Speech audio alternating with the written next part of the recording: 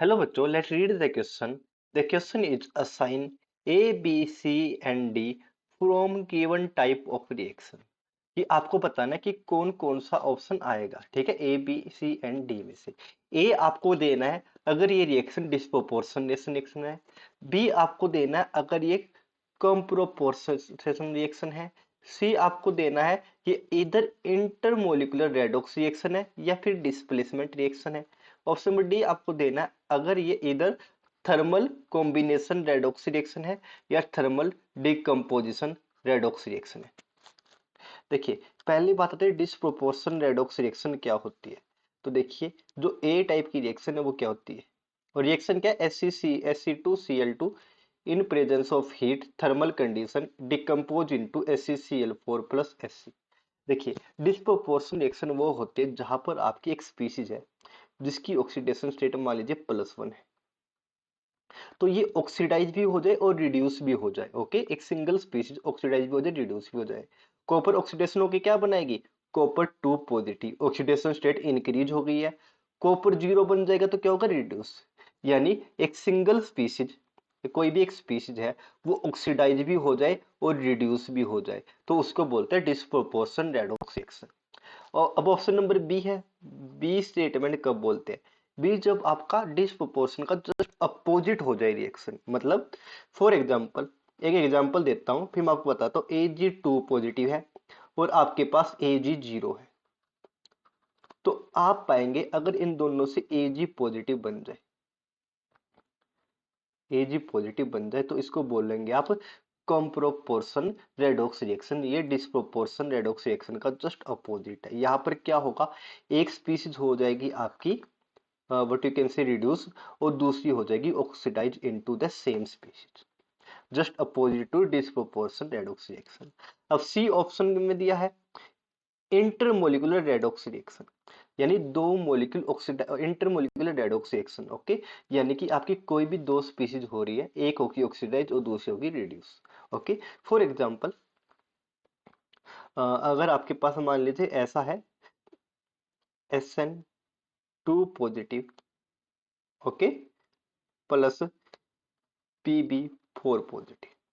अगर ऐसा हो जाए कि सर यहाँ पर बन जाए SN तो हो जाए ऑक्सीडाइज, फॉर एग्जांपल SN तो हो जाए ऑक्सीडाइज 4 पॉजिटिव में, और Pb हो जाए रिड्यूस इनटू Pb2 पॉजिटिव में। देखिए, रेडॉक्स रिएक्शन है क्योंकि ऑक्सीडेशन और रिडक्शन दोनों हो रहा है और दो मॉलिक्यूल के बीच में हो रहा है, इसलिए बोलेंगे इंटरमोलिकुलर रेडॉक्स रिएक्शन। ओके, अब डिस्प्लेसमेंट क्या होता है, डिस्प्लेसमेंट देखिए, डिस्प्लेसमेंट रेडॉक्स रिएक्शन में क्या होता है। फॉर एग्जांपल अगर आपके पास पड़ा है कॉपर CuSO4,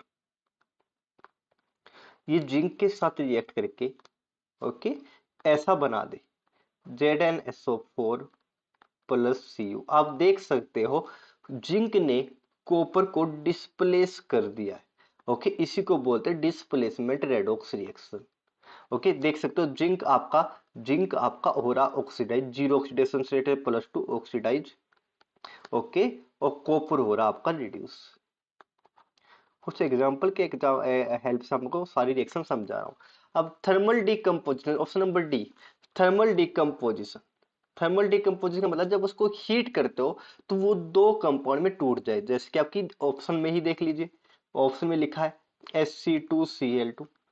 जब आपने इसको हीट किया है तो देखिए रेडॉक्स रिएक्शन है ये, SeCl4 प्लस Sc। डेफिनेटली देखिए रेडॉक्स रिएक्शन है। रेडॉक्स रिएक्शन कैसे है आप देख सकते हो। देखिए, यहाँ पर अगर ऑक्सीडेशन स्टेट में निकालूं, सिलेनियम की ऑक्सीडेशन स्टेट को मैं x मानूं तो 2 सिलेनियम है तो 2x, एक क्लोरीन के ऊपर -1, 2 के ऊपर -2, इस पूरे कंपाउंड के ऊपर 0 चार्ज, तो x आ जाएगा +1। देखिए, सिलेनियम की ऑक्सीडेशन नंबर यहाँ पे +1 है, और यहाँ पर अगर आप निकालोगे तो आएगा +4 और यहाँ पे आएगा 0। राइट, यहाँ पे आएगा +4 और यहाँ पे आएगा 0। ओके, कैसे, सिलेनियम की को x मान लीजिए, एक क्लोरीन के ऊपर -1, 4 के ऊपर -4 और पूरे कंपाउंड के ऊपर 0, तो x आ जाएगा आपका 4। ओके, तो यहाँ पर आपकी डेफिनेटली रेडॉक्स रिएक्शन, ऑक्सीडेशन भी हो रहा है, रिड्यूस भी हो रहा है, और थर्मल डिकम्पोजिशन भी, क्योंकि टेम्परेचर की प्रेजेंस में डिकम्पोजिशन हो रही है। अब देख लेते हैं कौन कौन सी स्टेटमेंट करेक्ट है। क्या ये डिस्प्रोपोर्शन रिएक्शन है? आंसर होगा यस। क्यों? क्योंकि देख सकते हो डिस्प्रोपोर्शन रिएक्शन में मैंने क्या बताया, एक सिंगल कंपाउंड अपनी ऑक्सीडेशन स्टेट को इंक्रीज भी करेगा और साथ के साथ डिक्रीज भी करेगा। ओके, देखिए +1 से इंक्रीज भी हो रही है, ओके, सिंगल स्पीशीज, और व्हाट यू कैन से डिक्रीज भी हो रही है, यानी ऑक्सीडेशन और रिडक्शन दोनों हो रहा है।